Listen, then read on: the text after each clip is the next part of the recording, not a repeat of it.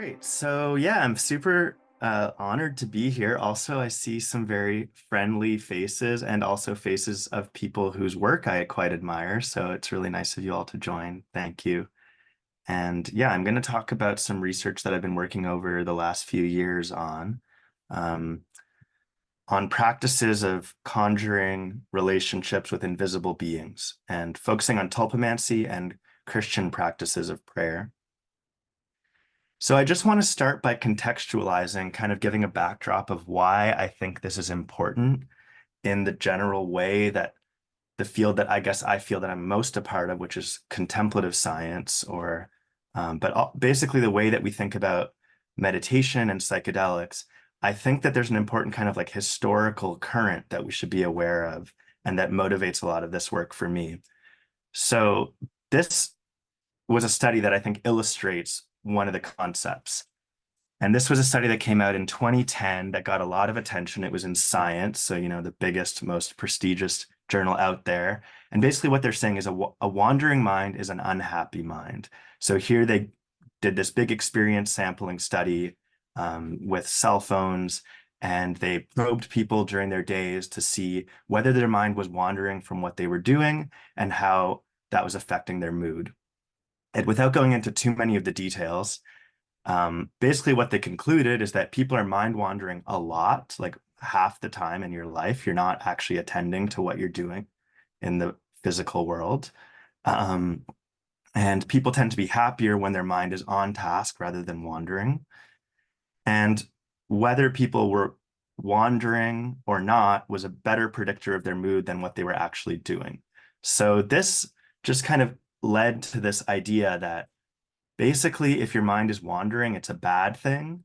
And it's better to kind of regulate our attention and stay present in the present moment. Um, and I think that this leads to some issues. I mean, here's another illustration of how it kind of gets cashed out in the way we think about meditation. So then this is a kind of classic brain model of meditation where you have mind wandering, which gets associated with a particular brain network, the default mode network. And then it's a kind of, you're learning this skill of becoming aware of being distracted from something like the breath. Then you reorient your attention, you sustain your focus. And so the whole idea is that you're kind of learning this self-regulation, but the goal is to basically reduce your mind wandering and reduce the activity of the default mode network. And then this leads to a kind of cultural narrative that became very popular. And you see like YouTube videos of people being like, the default mode network is the root of all suffering, or like learn to deactivate your default mode network and become free, things like that. And so this becomes this very kind of simplistic way of thinking about what the point of meditation is. And the default mode network and these kind of spontaneous wandering thoughts also become associated with the idea of the self, that the default mode network is like the seat of the self, that by reducing activity of default mode network and wandering thoughts, we're basically learning to dissolve our sense of self, and that our sense of self is what traps us or keeps us from thriving and feeling fulfilled in our present moment existence.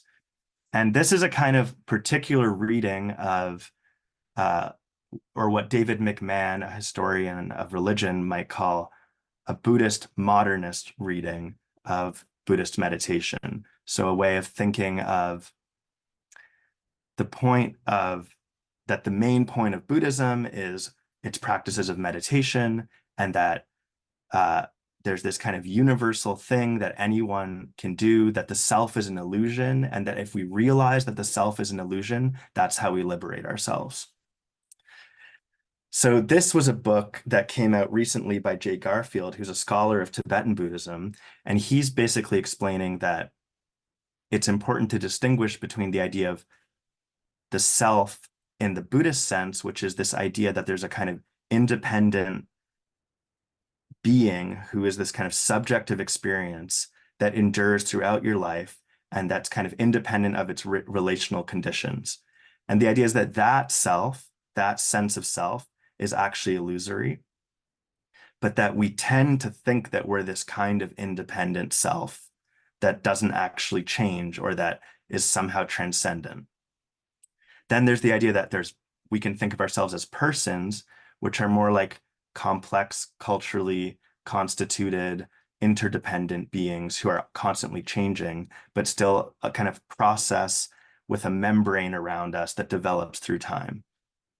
And what's interesting is that now there's actually a very active debate about, okay, what does it actually mean? I mean, of course, this is an active debate throughout the history of Buddhism and many other religious traditions and contemplative traditions.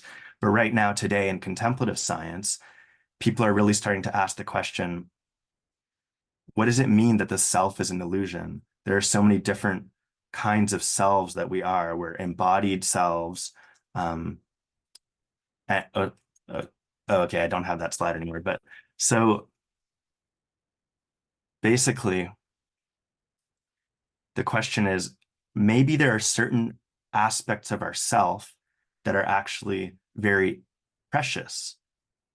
Like, for instance, the idea that this kind of narrative sense of who we are, having a narrative about who I am versus other people and what my purpose is in life or how I fit into my larger social sphere might actually be something that I shouldn't just try to be letting go of and seeing as an illusion, but maybe that's something that I should actually be fostering, because if I lose that, there's a risk of becoming kind of dissociated and derealized, and that can actually lead to some important, like very precarious consequences. Like people can become very mentally ill, actually, if they kind of let go of their narratives about themselves. And this is something that Evan Thompson in this book, Why I'm Not a Buddhist, goes into in quite some depth.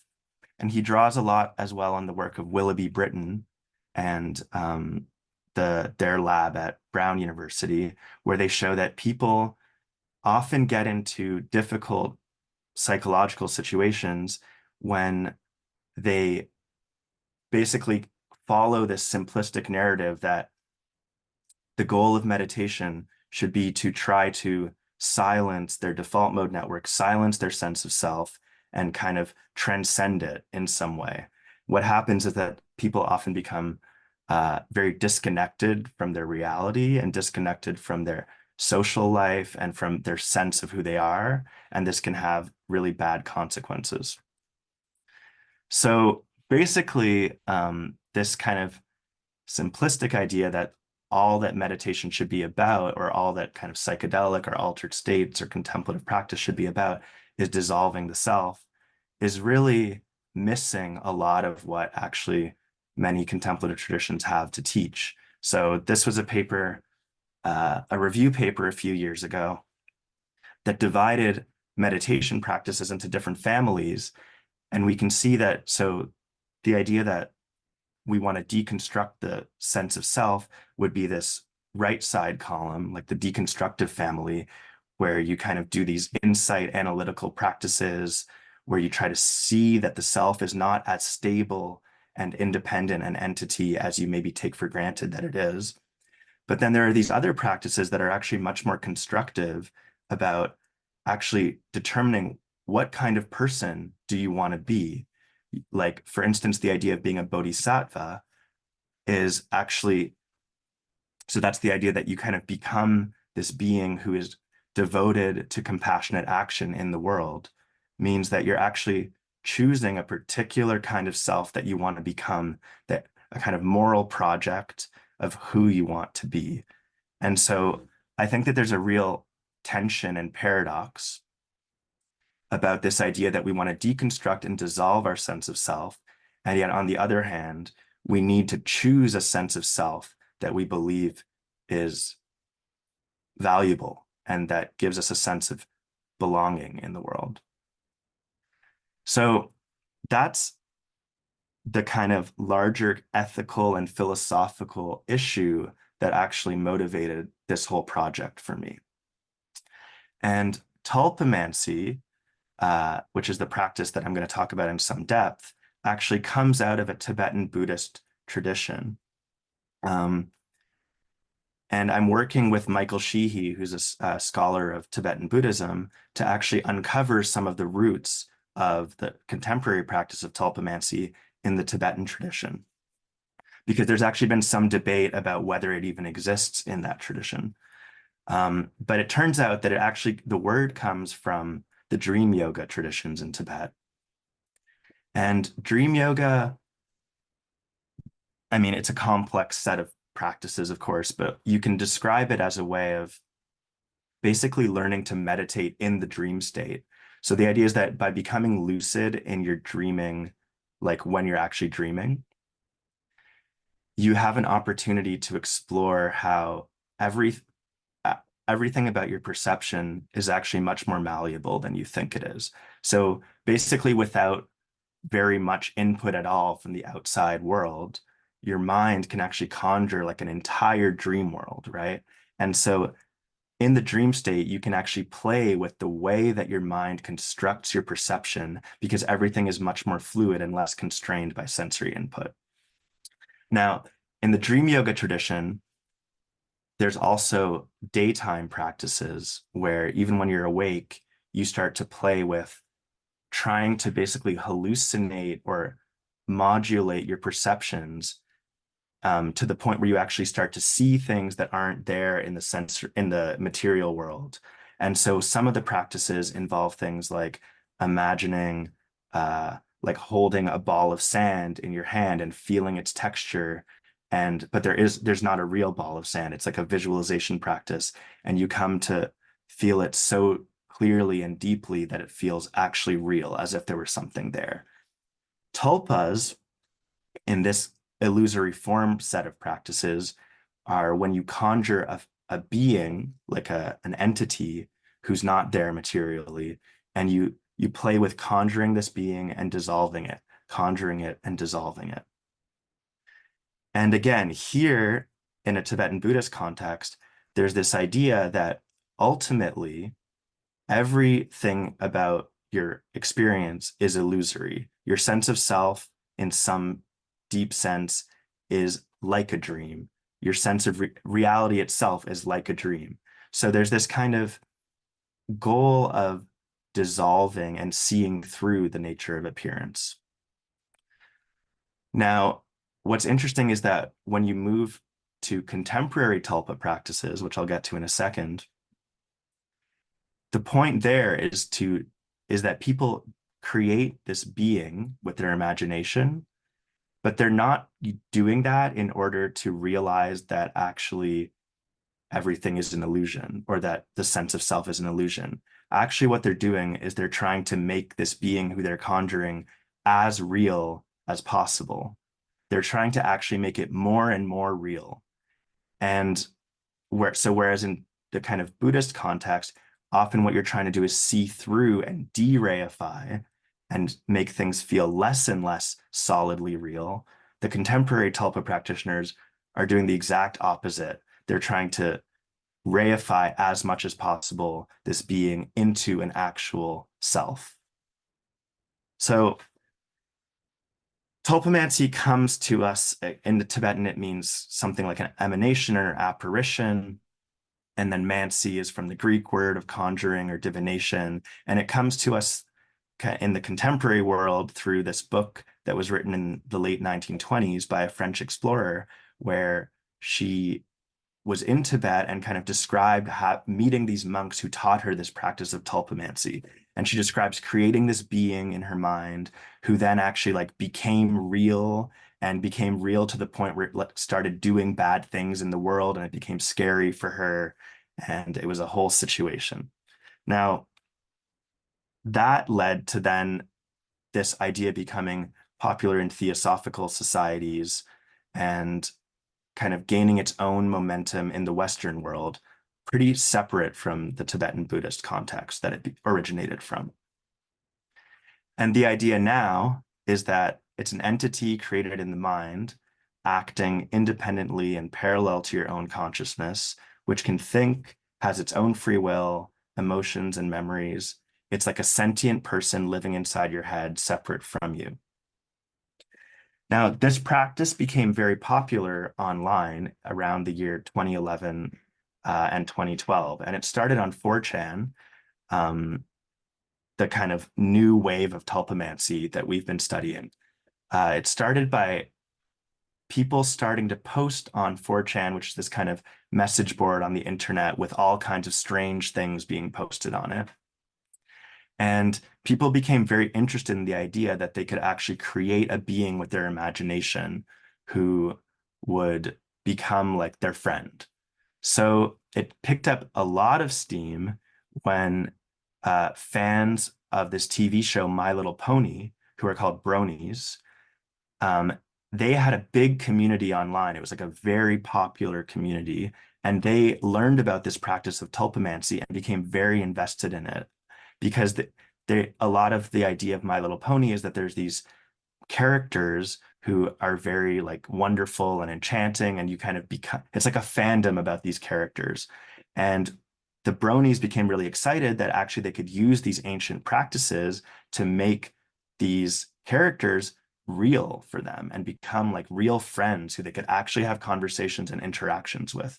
So it really picked up steam. And around that time, Tanya Luhrmann, who was my postdoc advisor at Stanford, an anthropologist, wrote a piece about tulpamancy in an op-ed in the New York Times. Or sorry, no, she was writing about charismatic Christian prayer, and tulpamancers read about her description of prayer and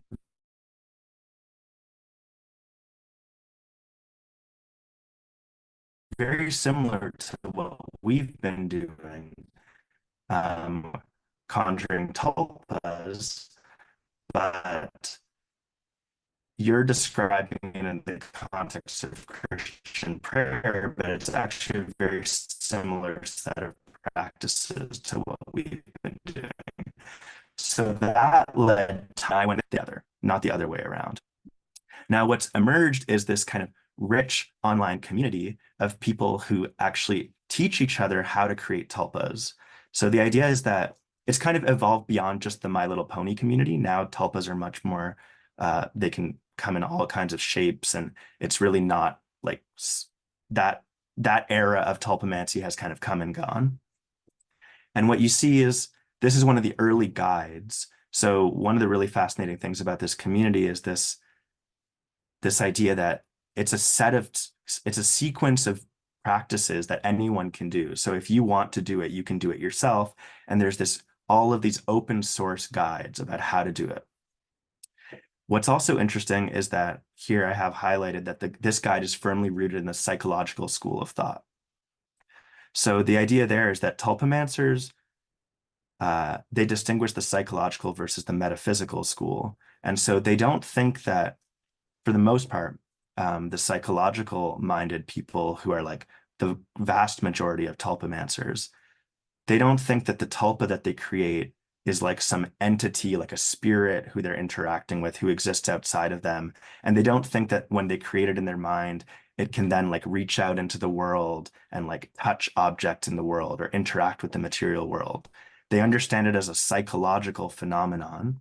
So they have a lot of kind of, they think very deeply about the metaphysics of what they're doing and the psychology of what they're doing. Now, when you think about creation, there's a few different principles that we've noticed come up again and again. So one, in terms of techniques of how that tulpas are actually created, there's two kind of categories of practices that tulpamancers talk about. One is this idea of active development, where you really take time out of your day, you kind of close your eyes, sit aside, and you visualize the tulpa. You visualize its form. Maybe you interact with it like very deliberately. There's practices like making lists of the personality traits that the tulpa might have, and then putting those personality traits into bubbles and kind of shooting the bubbles into the form of the tulpa with your imagination. So these kinds of like very rich, very focused meditative practices to create the tulpa. But then there's another set of practices which are more passive. And some people call this narration. So the idea there is that rather than be like really disciplined about it, you just go about your everyday life and you talk to the void you kind of assume that there's a person there with you, and you just talk to it. You talk to your tulpa, you assume it's there, and after you talk to the void enough, the void starts talking back. So basically, it's like you just go about your day and you just kind of you just like, as if you had a friend there with you, you kind of narrate what you're doing, ask questions, and for a while you won't really get a response, but if you just stick with it, it's like some kind of bootstrapping process where eventually this thing that you've been talking to, which didn't really exist, starts to gain form and it starts to gain momentum. And then at some point, it starts doing things, talking back to you or doing things that surprise you. So then there's this crucial question of, okay, so you're doing these practices, but how do you know that the tulpa is actually becoming real? And so tulpamancers describe, almost all of them describe to us that at some point, all of a sudden, they felt like, whoa, my tulpa just did something that I did not intend. Like either they said something or there was like a really strong emotion that felt like it wasn't the host, which is what the tulpamancers call themselves. Like it wasn't the host's emotion. It was something that felt very involuntary and like it didn't belong to them. And that moment convinces them that, okay, this isn't just some imaginary being who I'm pretending is there. There's actually now I've created an alternative agency who's actually separate from me, who coexists in my mind. So they do things that are surprising. Then they start to develop like really strong personalities. And people basically become like very good friends with their tulpas and they talk to their tulpas throughout their day. And they have like as complex and meaningful and emotional conversations as they would with a real human friend. And just to say that fully auditory, like actually having the feeling of having like a full-blown hallucination of the tulpa's voice, or really seeing the tulpa like as if it was like a visual opaque thing in the material world, those experiences are quite rare. And most people are having more kind of imaginal internal experiences of their tulpas. Although some people do practice to actually make the tulpa more and more vivid until it becomes like a veridical hallucination. But most tulpamancers don't take it there because apparently that is very, very, very difficult to do. So this kind of practice, again, might kind of evoke other practices like imaginary friends in childhood. So we know that actually many children create imaginary friends and that it's actually, even though sometimes people think that it might be like not a good idea or they kind of discourage their kids from doing it, actually it turns out that in most cases it's very healthy. It's a sign of creativity and intelligence. And then we see in all kinds of other cultures, especially religious practices, that people cultivate these kinds of experiences where they try to talk to a god or they try to talk to a spirit. And at some point, the gods and spirits can actually communicate back to them. Um, I think it's really important to point out, so many times when I speak about tulpamancy, people say, well, isn't this just psychosis or isn't this just dissociative identity disorder? And I think it's important to point out that according to the kind of DSM criteria of, for instance, dissociative identity disorder, tulpamancy doesn't fit. And particularly, we don't usually see amnesia between the identities, like between the tulpa and the host. And most crucially, I think, tulpamancers are choosing these experiences. They're cultivating these experiences because they're being invited by the subculture that they're a part of to do so. And so the experiences are voluntarily developed and they don't usually cause distress or dysfunction. In fact, often, almost inevitably, like, sorry, not inevitably, but almost always the tulpamancers who we spoke to said that their tulpa really helps them, that their tulpa is very therapeutic, they feel more connected, they feel less lonely. And what's interesting, a lot of tulpamancers create their tulpas in a moment where they're feeling somewhat isolated socially, where they feel like they need a friend. That's definitely not always the case. Many tulpamancers also do so just because they're curious or they think it seems cool to have a friend like this. But it is the case that a lot of them, the people we've spoken to, have had a period of their lives where they feel disconnected a bit from their social world.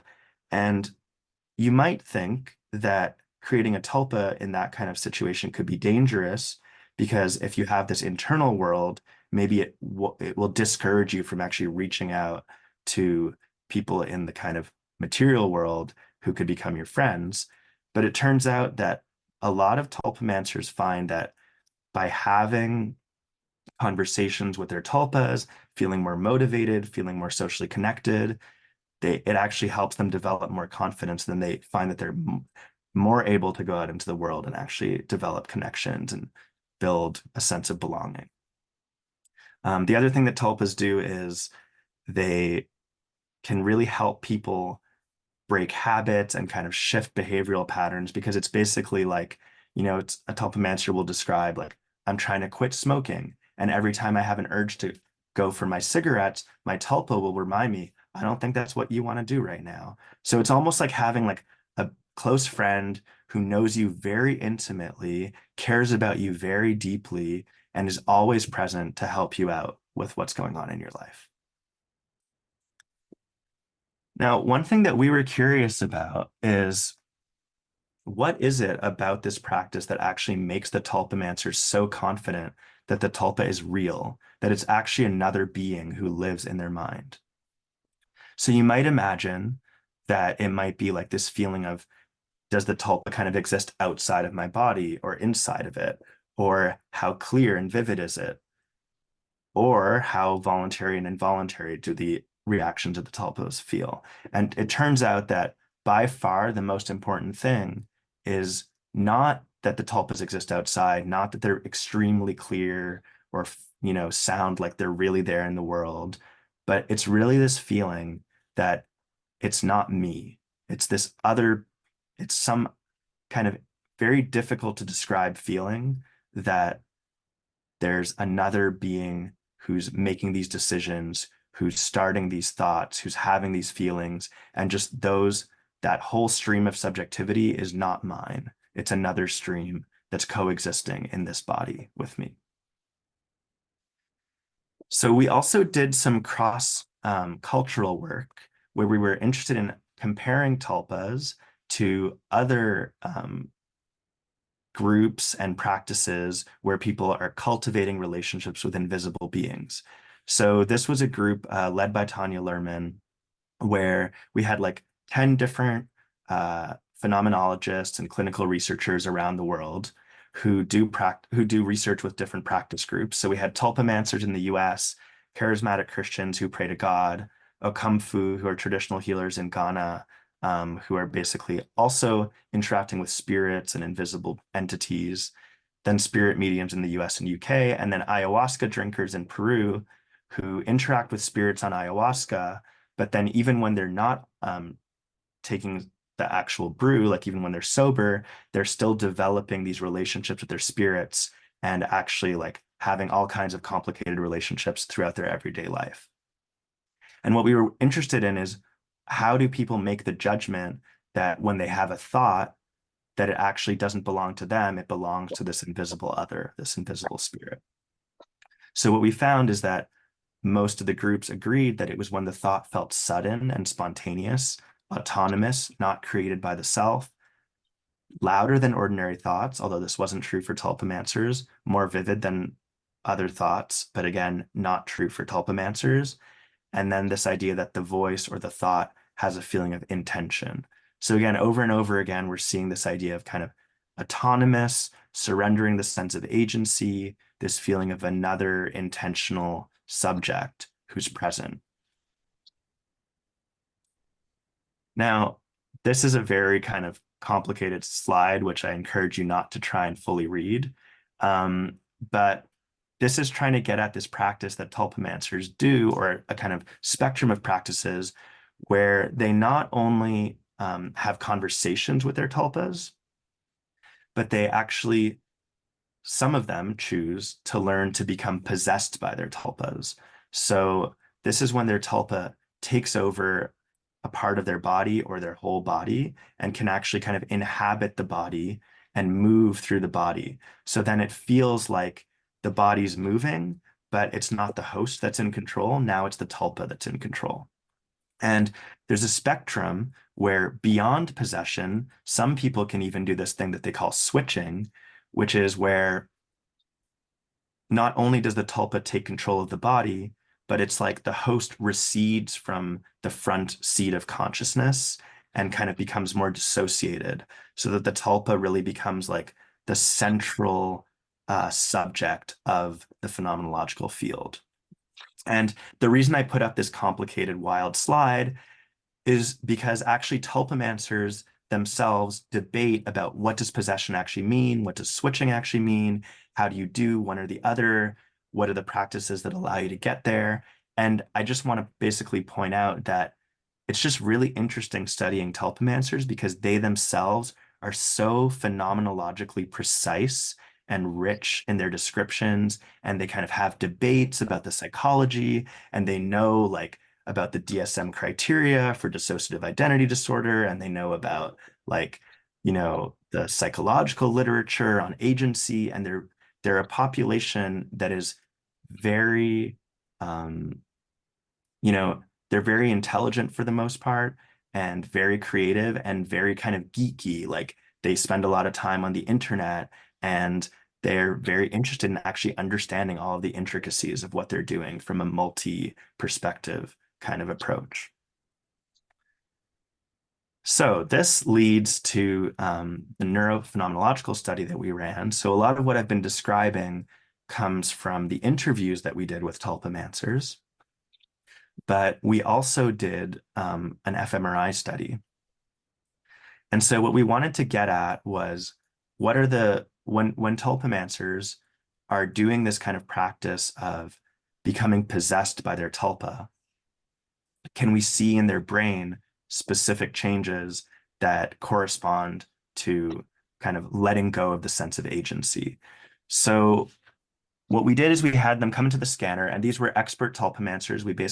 We had a liaison or a couple liaisons in the community who helped us find tulpamancers who they really trusted, who had been around the community for a long time, who they knew had really active, developed tulpas.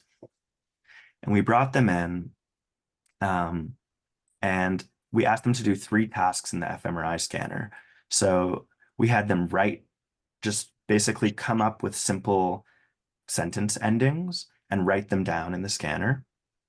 Then we had a condition where we asked the tulpa to possess the body and do the writing. And then we had a kind of control condition where we asked the tulpamancers to imagine a close friend or family member kind of guiding their hand. So as if they feel like they're not the one doing it, but it's not that their tulpa is actually possessing their body. They're just kind of imagining that they're not doing it. So this is like a simulation condition. And then we had them self-report about how much agency they felt after each block. Then what we did is we wanted to compare this to charismatic Christians who were doing a practice called speaking in tongues. So in speaking in tongues, again, these are Christians who are developing a personal relationship with God. And then when they're speaking in tongues, they feel like the Holy Spirit actually takes over their body and prays through them in these kind of unintelligible syllables. I'll actually show you what it looks like really quickly. This is one of our participants. This is a later EEG study, but it just shows you what it looks like. I hope you can hear it.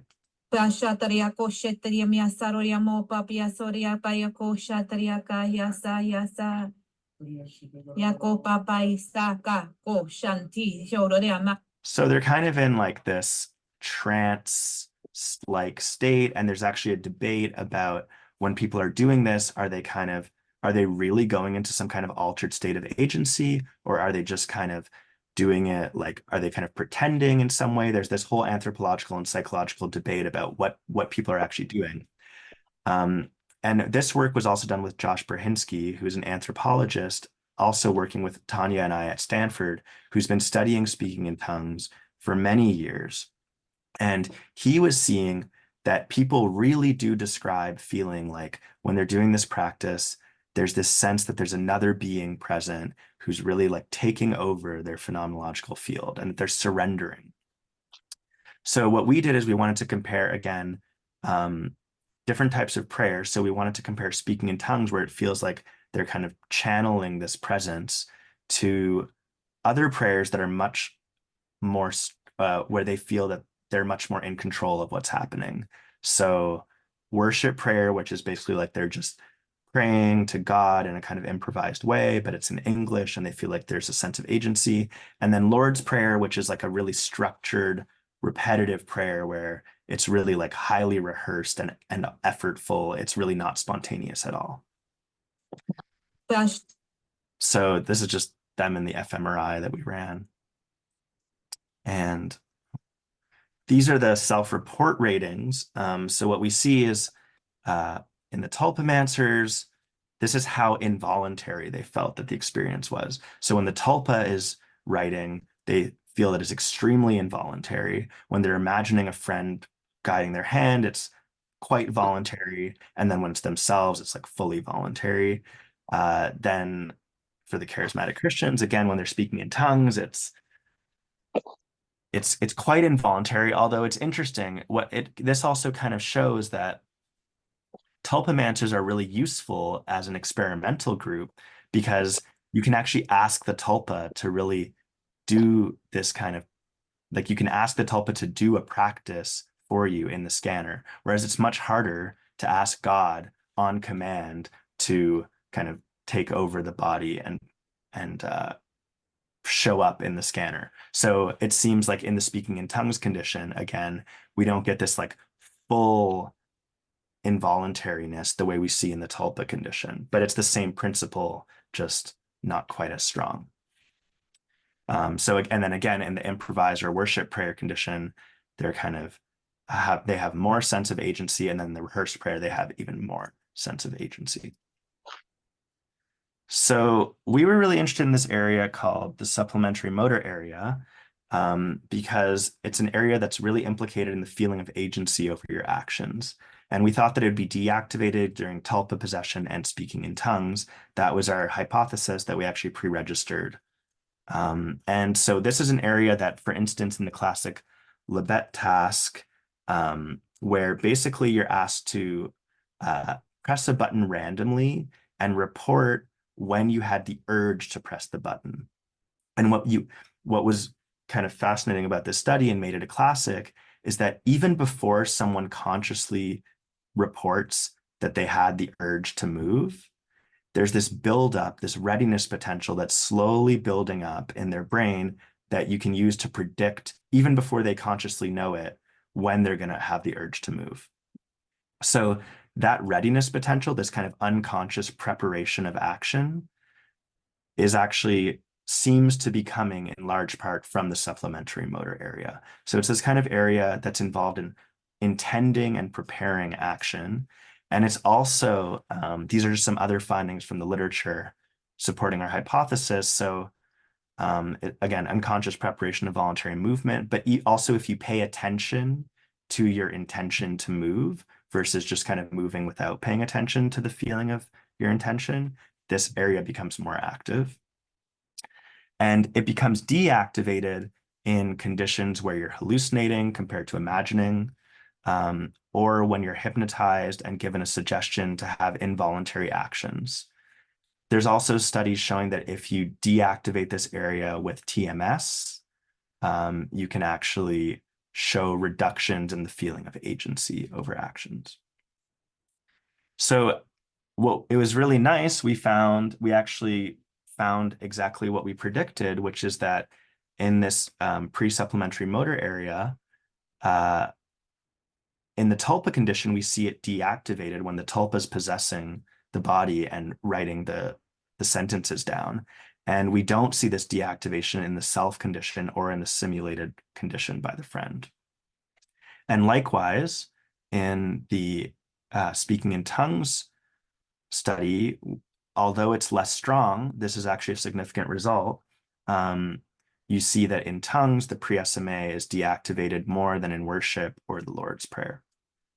And what's really fascinating, so we had a kind of a region of interest approach where we masked the brain to the whole supplementary motor area, including the pre-SMA and the kind of more posterior SMA. And so it's actually quite a big set of the brain. And what we found is that in both the prayer and the tulpa condition, if I just flip back and forth between them, you see that it's actually basically localized in the same little part of the pre-SMA that we're seeing this deactivation.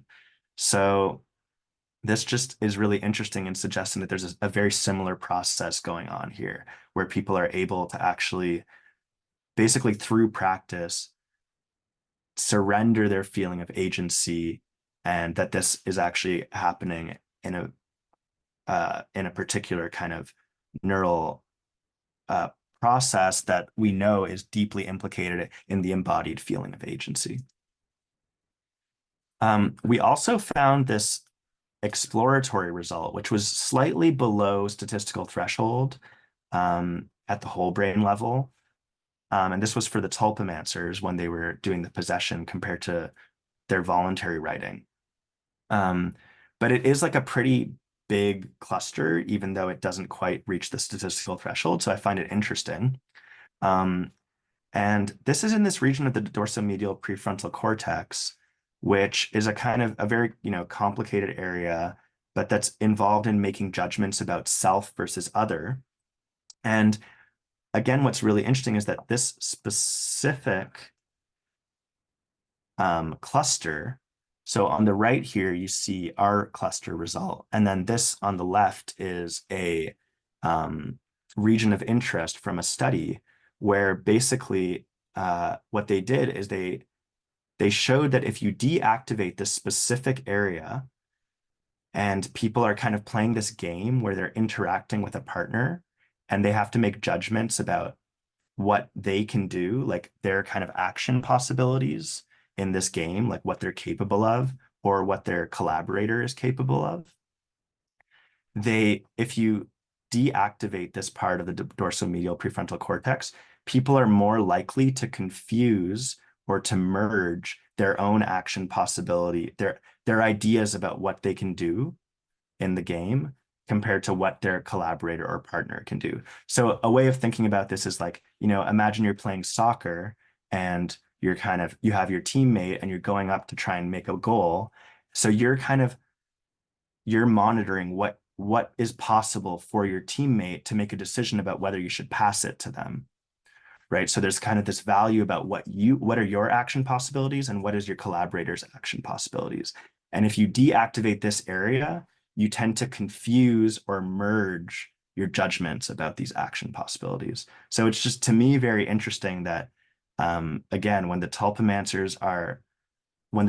is possessing the body, this area is being deactivated. So again, it's like they're able to kind of volitionally uh, downregulate the part of their brain that distinguishes between the self possible actions and the other possible actions. And that maybe is what allows them to have this possession experience.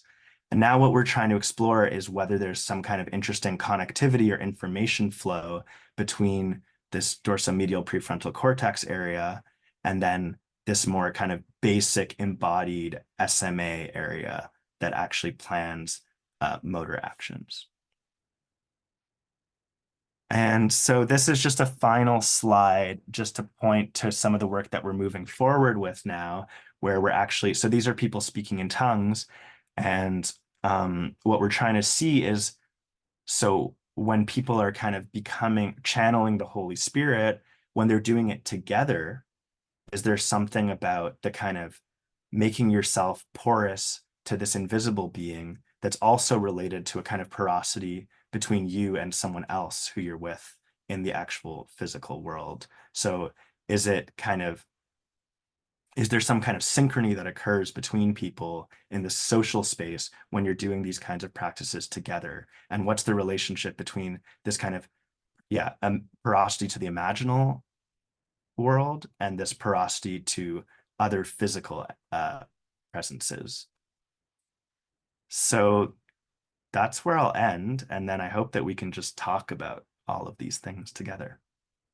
Thank you.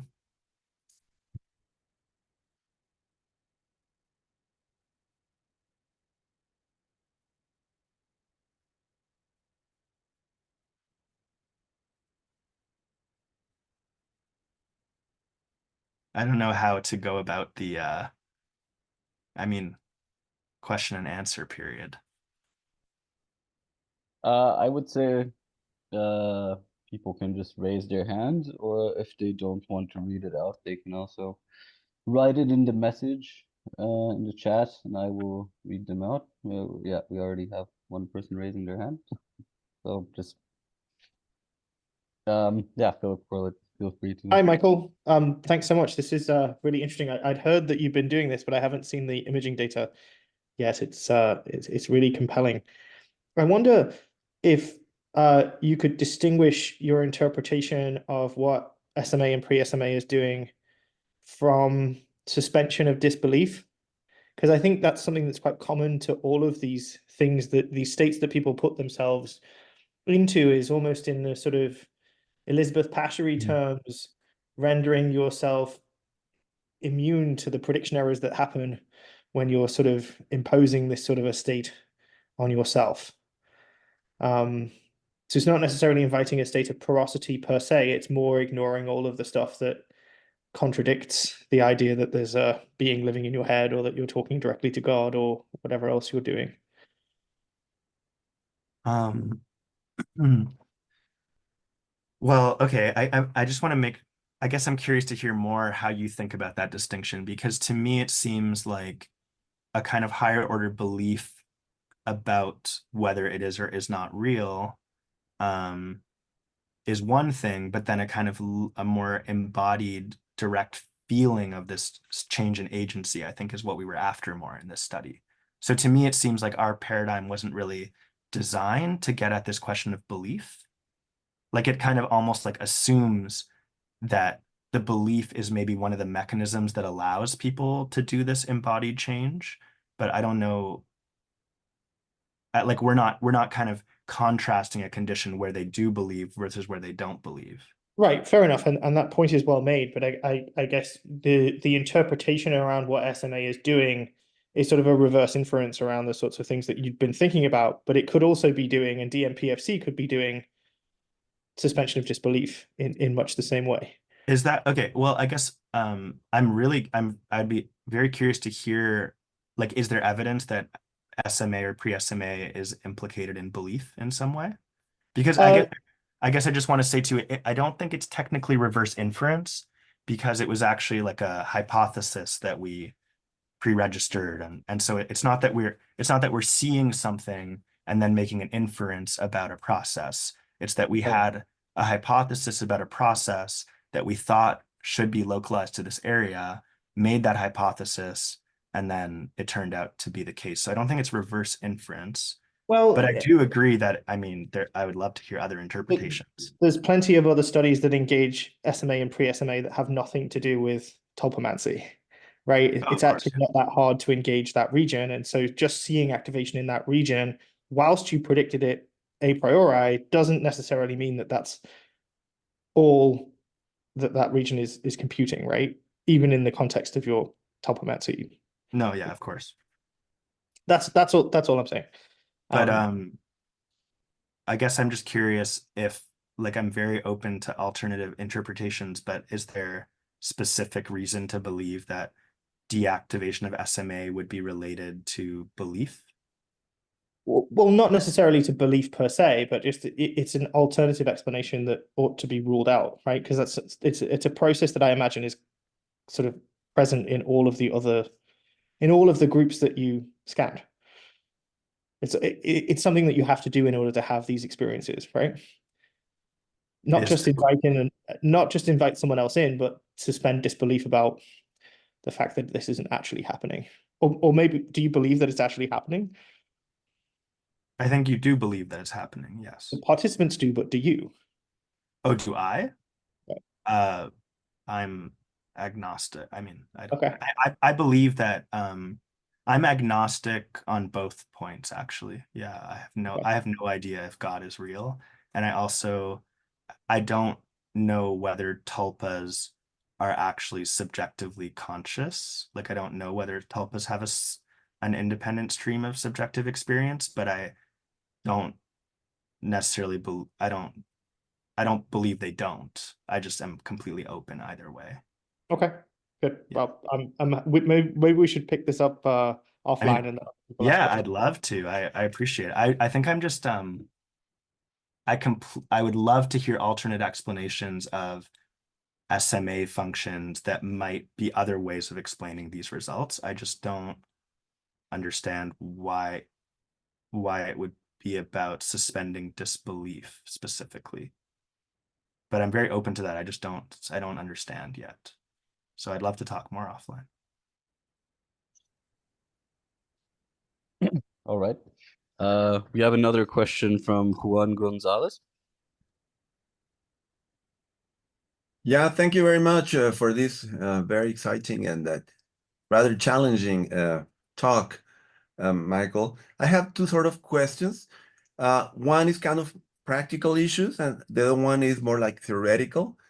So the practical one is about, I mean, do you have information as to if tulpas have a lifespan? Do they come and rise and die, kind of? Or how many tulpas fit in a head, kind of, you know? So that's that's one question. The other one is about issues about mind ownership and the sense of social connection, you know? My feeling after hearing you is that, I mean, and you did mention that many of these tulpamancers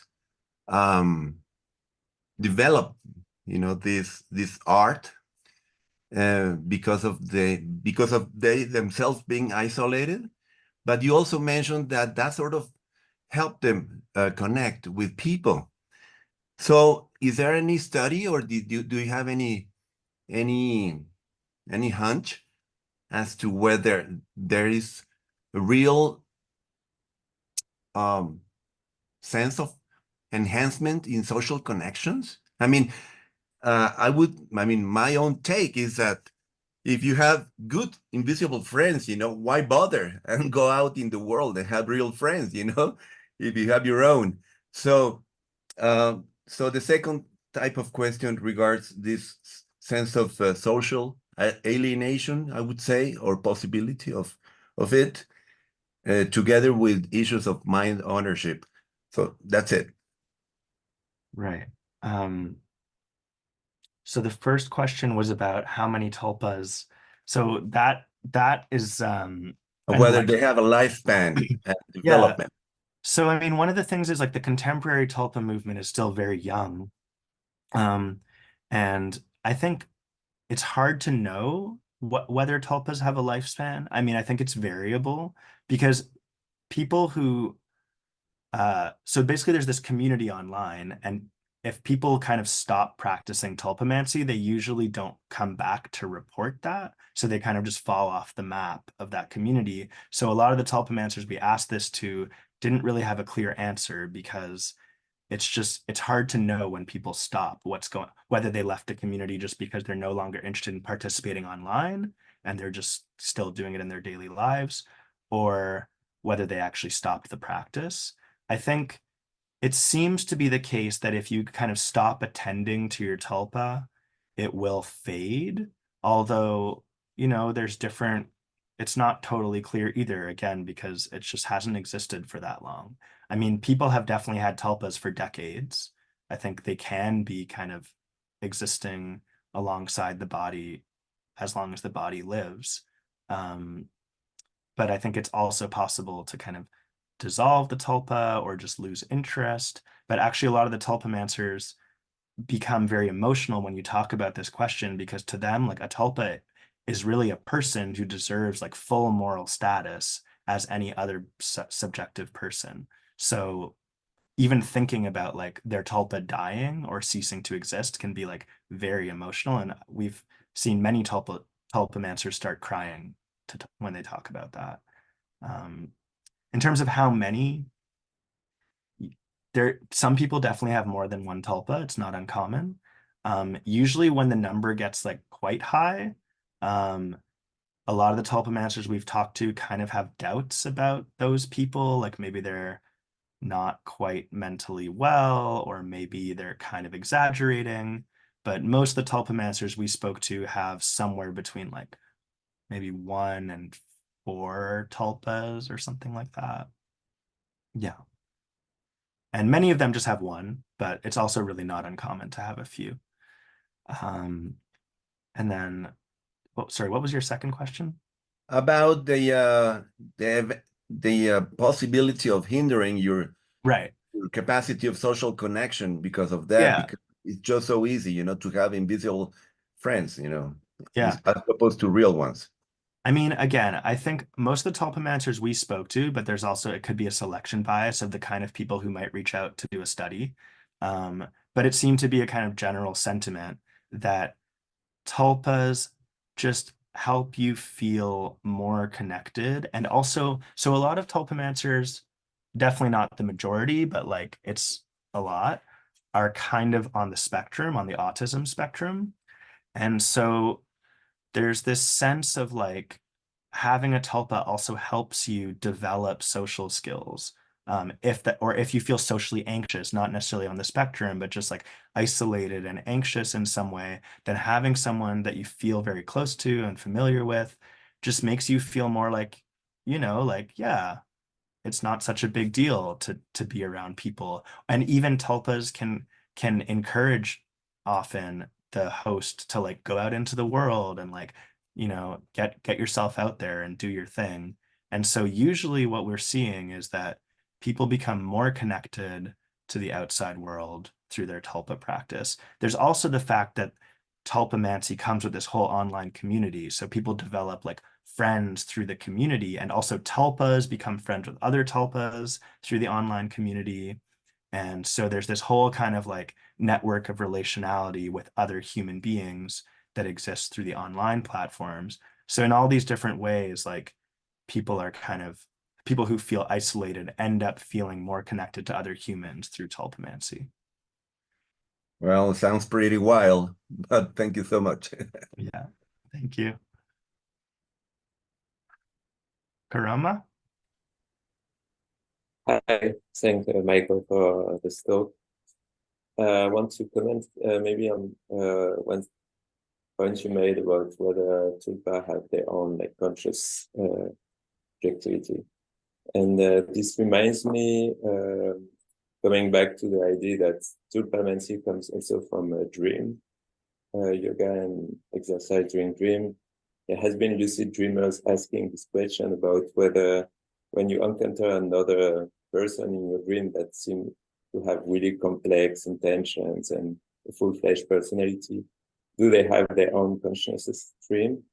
And to do so, that's what I report from discussion I had with dream lucid researchers. They could like ask, for example, complex mathematical equations to operations to the person they meet in the dream, and they've found that people could answer when it's like automatic, simple operations that you could do without thinking consciously.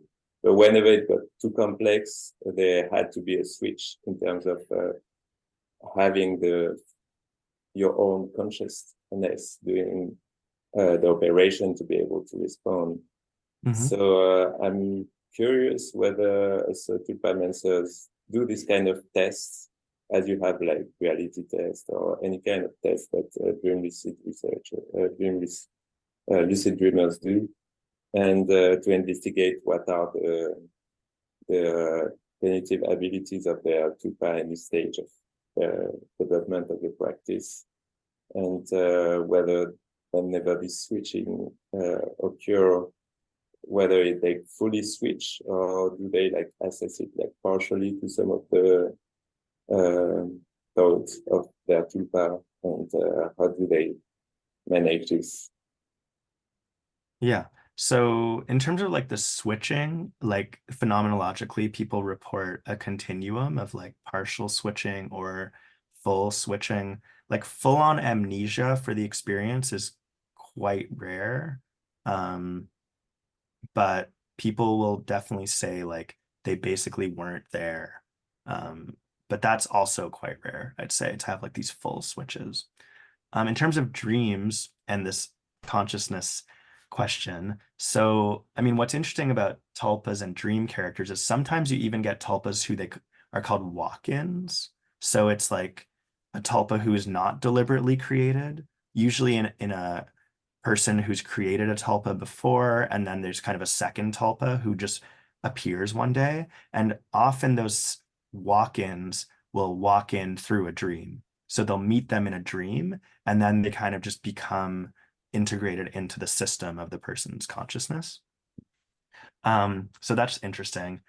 But then the question of like, so these kinds of tests of the consciousness or the capability of the tulpa, tulpamancers are very interested in that. They call it parallel processing.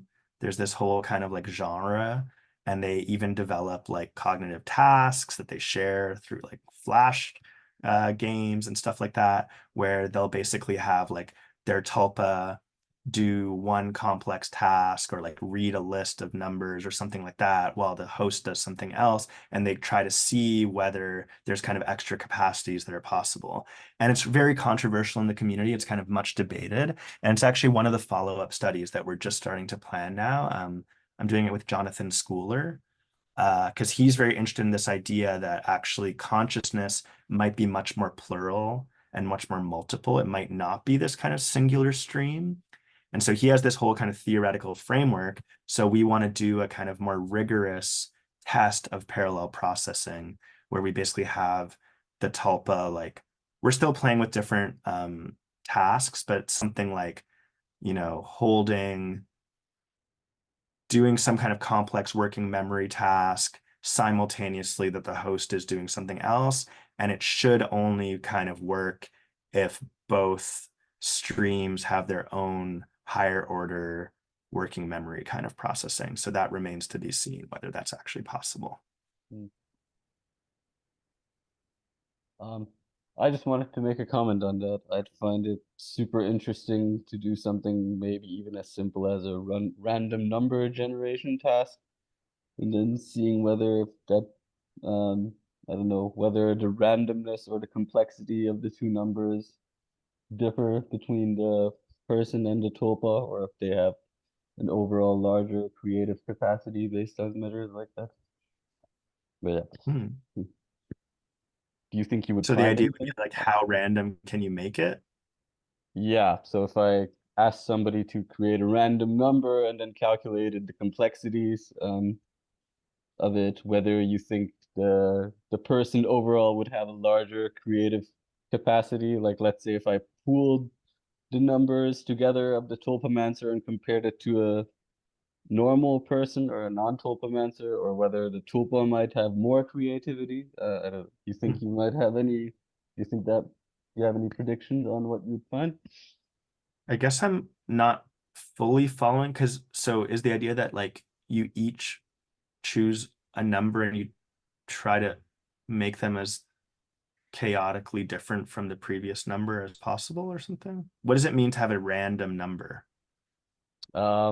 Well, I think there's a lot of studies on if you do a random number generation task, how it is, for example, a function of age, how people think of it in terms of creative peaks, where at a certain age, people have a capacity to make more randomness in the numbers they generate. So I think the idea here is that you take a measure like Kolmogorov complexity, where you just sort of look at the number sequence in terms of reducing it to a set of equations, and what kind of patterns do people generate, So and that you would have a different level of complexity. Maybe that is due to some mechanism like the availability of noise in the system. So maybe right. that's So that's like sequential though, like you say one number and then the tulpa would say a number, like a one digit each kind of thing, something like no, that. that you would ask test a person for their cognitive capacity separately. Like let's Oh, say okay.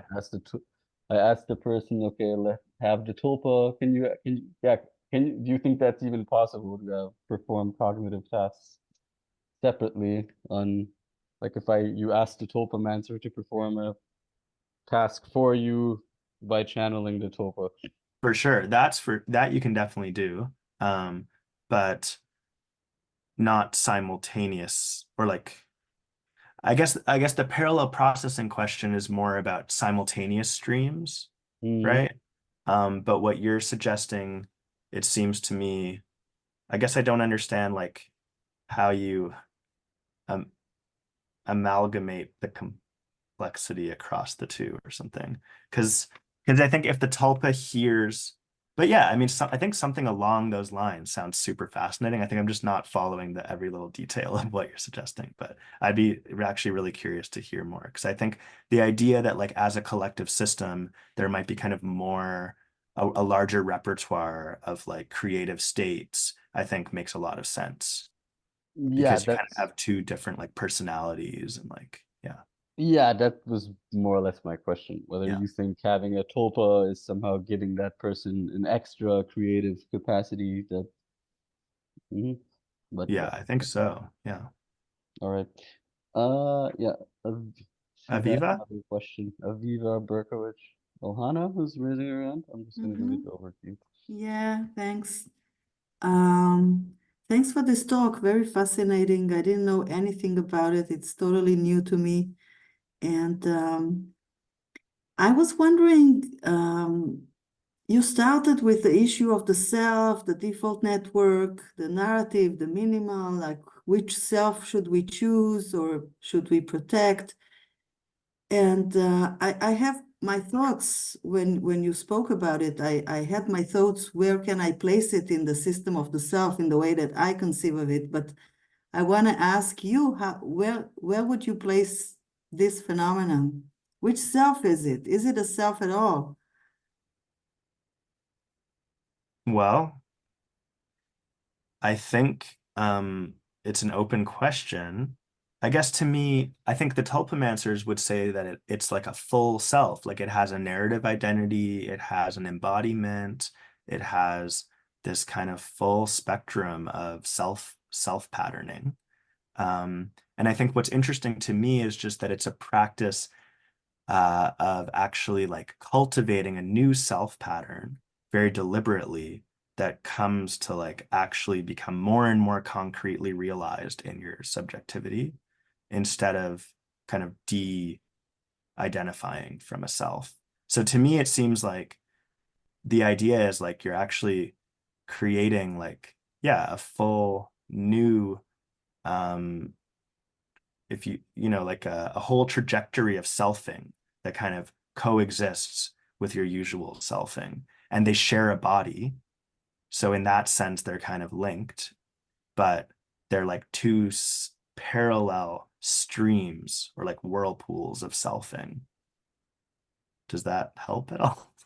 I feel Yeah, like I can that was maybe see. the ambitious part of my talk that I was a little bit not quite clear-headed enough to articulate. So that's a possibility because the way you describe it, it's a very narrative self creature that is not the narrative self of the owner, but it has its own narrative. Not Yes. its own body, but it's like its own narrative within the body of the host. The But only there is the other issue is the brain regions that you showed, the SMA and also the prefrontal. So what you showed are regions that are related to reduced agency and to low self-other boundaries. And as such, I would place this neural configuration to be in the self-transcendent or selfless or whatever we call it, like the third system. There is the narrative, there is the body, and there is the transcendent something, a witness or yeah, in you can see it, the phenomenology in some works on meditation where they go beyond the narrative, beyond the minimal. So in terms of the neural, it looks like that. And also when you compare them to those that talk to spiritual beings, to God or to entities, it seems to be the same underlying neural mechanisms. It's just that as if they developed the ability to reduce agency, to lower the boundaries and and enter the field of sensing beyond the senses, which is in the transcendent. But then what they did with it is created something very narrative. Yeah. It's confusing to me. This is what I'm saying. No, yeah. I mean, I think you're getting at exactly what I think is like the deeply interesting thing here. Basically, I think like that this idea of like dissolving the kind of boundaries of yourself. I think in the field of contemplative science, we tend to think that like the outcome of that we should want is this kind of like non-dual, open presence, whatever you want to like reflexive, self-transcendent thing. But I think I think in this case, what's happening is rather that there's another, it's not that you're kind of making yourself porous to this transcendent openness.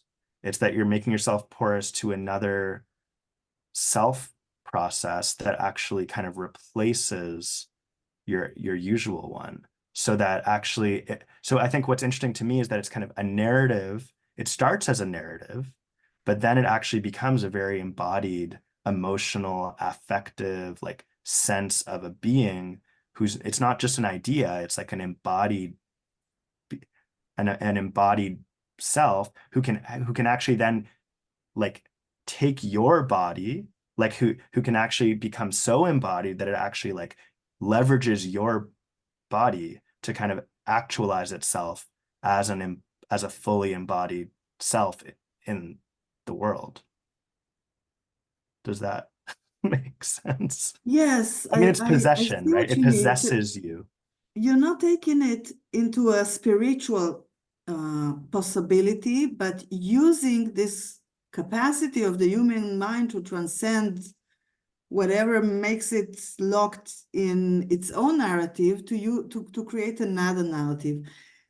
This brings me to a second question. Is it okay? No, I see other hands, so maybe I can wait with my second question. Maybe. It's okay, Katie? Okay, so the second question is the benefits of it. So to what extent is this they can be very specific about this new entity, this new narrative, how is it gonna be like? Or it can overcome them and have its own thing. And who knows if it's gonna be beneficial? You know, you gave an example of somebody saying you didn't want to smoke, but maybe somebody else, Tulpas, is, you know, telling him go watch porn all the time. Who knows? Right. Yeah. So that's a kind of worry that tulpamancers sometimes have. Oh, also, there's just a bit of an echo. Do you mind muting Okay. first? But basically, almost always the tulpas are positive and they kind of remain positive for the most part. I mean, they do sometimes fight a bit, like at the way you might fight with a friend, but it's kind of striking how much it tends to lean positively for the people that we've spoken to and all the people they know in the community. I think part of it comes from the fact that as you're creating the tulpa, you're really deliberately infusing it with positive qualities, with the kind of qualities that you would want in a friend. So it's this kind of like, you're choosing its personality to some extent. And then there's also this idea that the tulpa, you shouldn't kind of over-determine the tulpa because you want to make sure that it feels that it can autonomously kind of actualize itself apart from your pre-existing desires. So there's this idea that you have to let it kind of be free to shift. I mean, in a way, you might think of it like a kid, right? Like you have a kid, you're committed to it, you try your best to make your child a good person, but at some point you have to let go and trust that the child will be who they are and not kind of overdetermine who they are to be. And I guess in a way you're taking a risk by having a child, but hopefully if you're a good parent, then it turns out well. And I think it tends to turn out well with tulpamancers.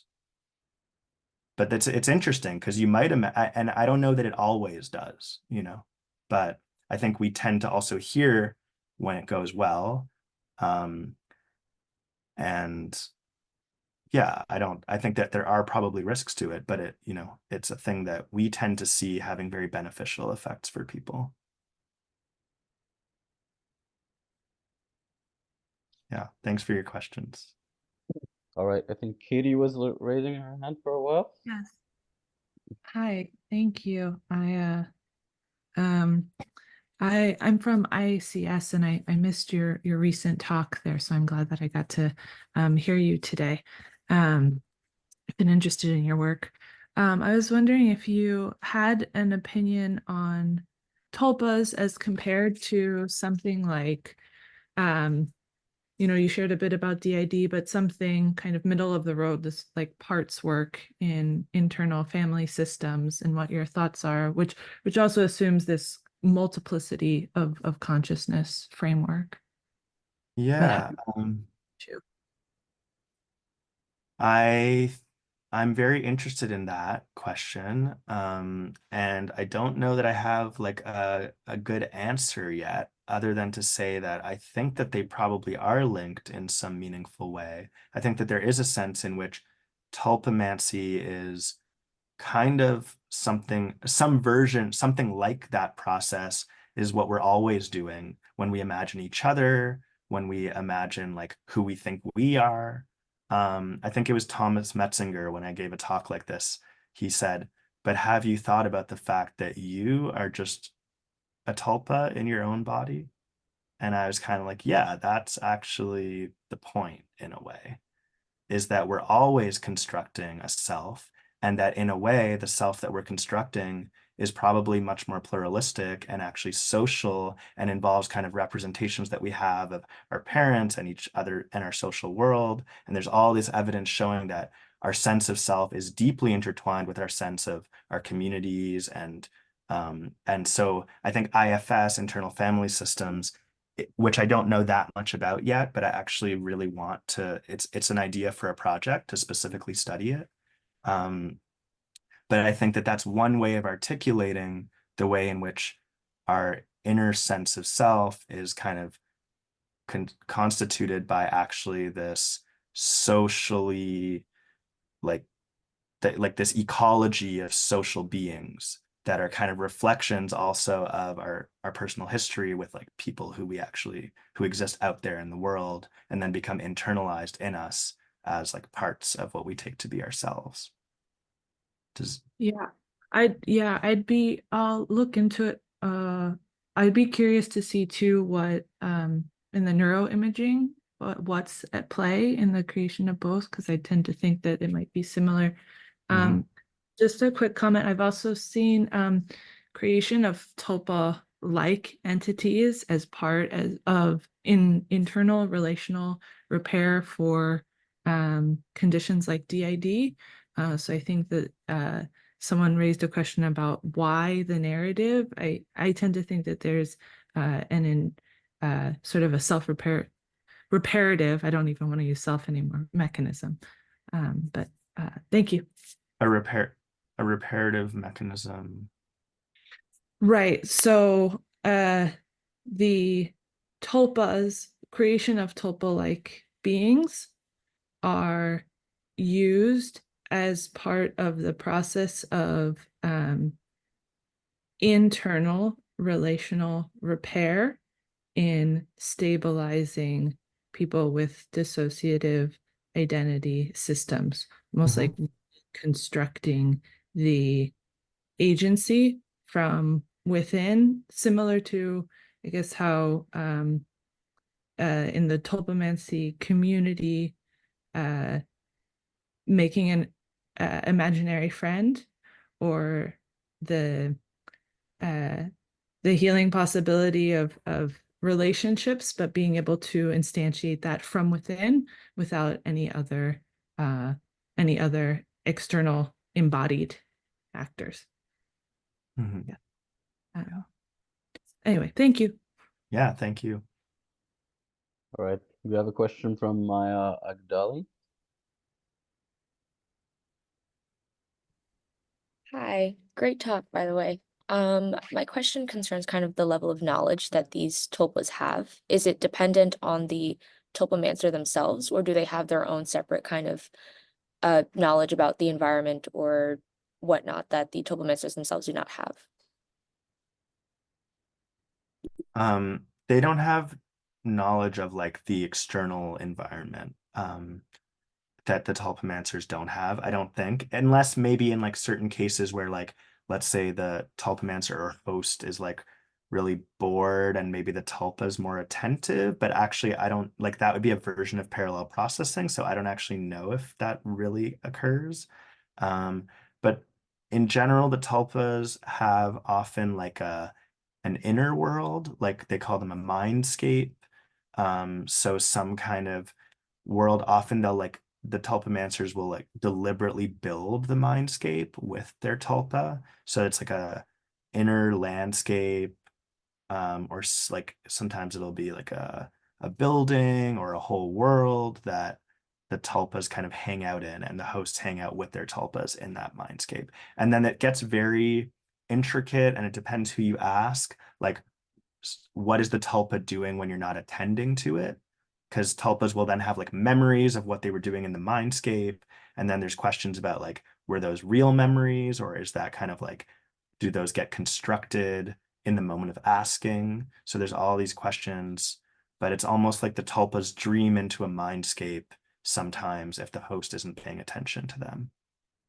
Does this then still count in terms of possession, or like in instances of channeling, where even if the tulpa has kind of, I guess, overtaken the tulpamancer's body, they're not experiencing those stimuli, they're only able to be used as a conduit?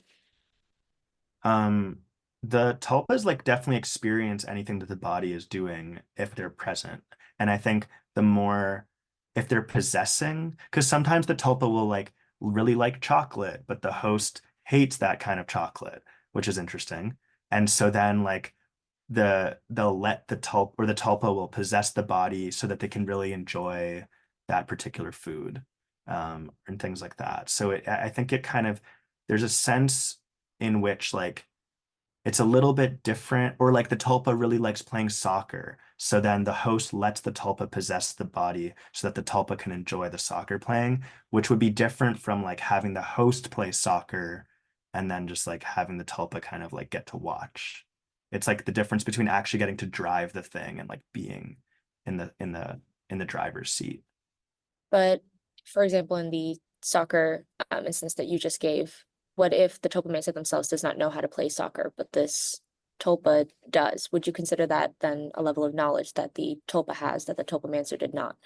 Yeah, I mean, I think that's interesting, like the idea that tulpas could have different skill sets than the tulpamancer. And you do hear like ideas kind of like that, but it's not totally clear how much, like what the limits of that are, because a lot of those skills are like deeply embodied, right? And it's like, so it's, I think we just don't really know to what extent like the skill acquisition can actually be just differentiated between the two, but there probably is an extent to which it can. Yeah.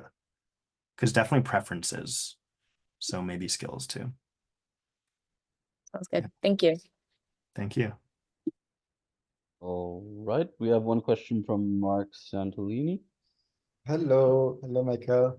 A fantastic talk, and I saw it in very early form, so I'm very happy to see kind of like the empirical validation you have now. I have a question, maybe coming from the practitioner side of things, not from Tulpamancy, but more from the type of meditation practices from which then you can go to reification practices. My experience from the like Tibetan or tantric practices is that they tend to have a lot of them, let's say, protected by secret teaching, because they emphasize the need for having had a set of practices beforehand to kind of do the, say, emptiness work or cleaning up work, and then have an ecology of practices that kind of, I would say, protect that particular practice from potentially malevolent practice. And I think about that particularly in the context where, you know, for example, shamanic practices where people claim to be able to have these magic darts to, you know, to heal, they can also use it to kill, right? And usually the healer are there to remove the ones from the killers. And I think it comes a bit from the malevolence, the question from before, you know, is it always for good? And we have this selection bias right now that the one who reported obviously reported that it was good. But so I guess I have this question: is there in this community, is there any indigenous or let's say Tibetan master or someone who would have a strong background and practice to kind of I don't know, advise or surround or give some kind of check that this is not going kind of in a uprooted context? And what is the relationship with the kind of origin story and maybe texts from Tibet, I don't know, that would explain, what are the do's and don'ts? So that's an anthropological question in a way. Yeah, I mean, I would say that the contemporary community is not really in dialogue very much with like Tibetan Buddhism, like very, very little, I would say. And I would also say that there's not really this sense of like some kind of like religious expert or like someone from an ancient tradition who would kind of provide guidance.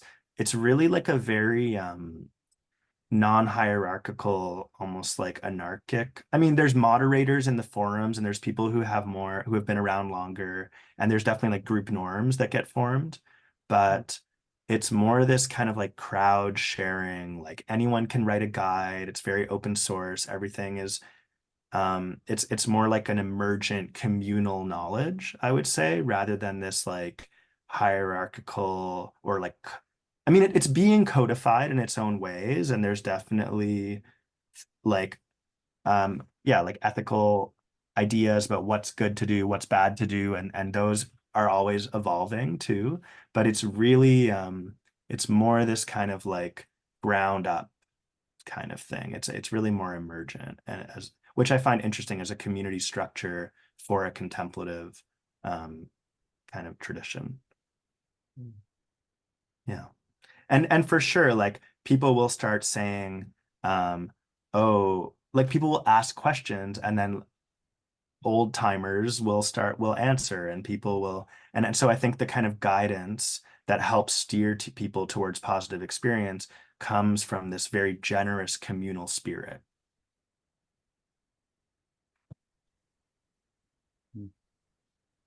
I have a question. Maybe it's the final one, maybe not. So I'm kind of curious about geeking out a little bit about the metaphysics of tulpas, or like the metaphysic frameworks, or maybe to put it more precisely, the ontological status of the tulpa, at least in the minds of the community. Also taking kind of I'm wondering what the parallels are between this discussion on entities in the DMT community, where there is a lot of talk about, okay, how does the worldview and the metaphysical worldview play into having these encounters, or do people kind of experience this as a transformative experience? So is it that when they encounter this agency of the tulpa, does that somehow create some kind of shift in the metaphysical worldview of the people? And also just curious, if you compare the two communities you looked at, like the religious one and the tulpa community, is there some kind of trait level or belief level similarity between the two of them? So I don't know, if I asked the religious people if they believed in archangels, would they believe in entities like that? And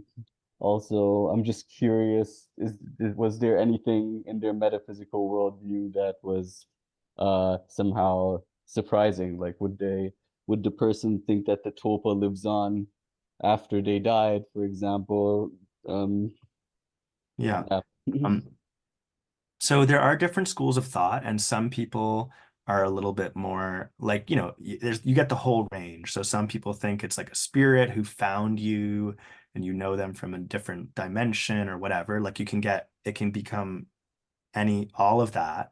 But I would say the vast majority of tulpamancers and the kind of norm in the big tulpa chat servers is that it's not it's a psychological phenomenon. So it's something that exists like within your body, and it kind of has the same limitations as your human body because it is dependent on your body, let's say. But also people might have all kinds of different like religious views or whatever in general. So they might have different ideas about like what's a soul? Like, do you have a soul? So you get all these different things. But the general idea, I guess, is that the tulpa is kind of whatever you are, but you create it. So it's real. I'd say most tulpamancers really feel that it's like conscious, like the tulpa is conscious from its own side. Like it really has subjective experience, but that subjective experience, like the hosts, is dependent on the body. Mm. I But would was say this that's some? kind of the prevailing view. But was this something that you were selecting for? Because I remember in the slide you wrote you picked secular people. So was Oh, this somehow a condition in the no, study no. where you said, we're going to take religious people and contrast it against secular tulpamancers? Or I think I was just we definitely didn't select for secular tulpamancers, and some of them were not secular. I think I wrote that as more of a generalization to say that tulpamancers in general are a more secular, like the practice doesn't have a kind of religious framework. You might use it and have a religious idea about what it means or something, but the community as such is secular, I would say, whereas the prayer practitioners are clearly within a kind of religious Christian framework about God. So that was what I meant to say, is that it's just very interesting to have a very similar phenomenology in a way, Mhm. but with a very different belief framework that structures it. Yeah. Did you find any other group of people where some similar phenomenology might take place? So I'm thinking specifically of, say, fiction writers, Mhm. some artists. I feel like many people, they talk about the characters of a novel or a film in Yeah. very similar terminologies, like often ascribing them their own agency. Yeah, definitely. In fact, we actually had one of our tulpamancers who her first tulpa was created as it was a character she was writing in a novel. And then she started interacting with the character more, trying to flesh out its characteristics and like writing letters back and forth as like an exercise in character development. And then slowly it became that the character became more and more real. And then this tulpamancer found the tulpa community and was like, oh, wow, this is what I just did by accident through my fiction writing. Mm, So I definitely think there's a lot of parallel there. Yeah. And I think in a way, what drew me to tulpamancy too is this idea that, again, rather than kind of being disinterested in the imagination and writing it off as like these are just stories about myself that are not helpful, to actually say, okay, what if we turn to the imagination and kind of we try to actually relate to it more deeply, then how can the imagination actually start talking back to us or kind of coming alive for us?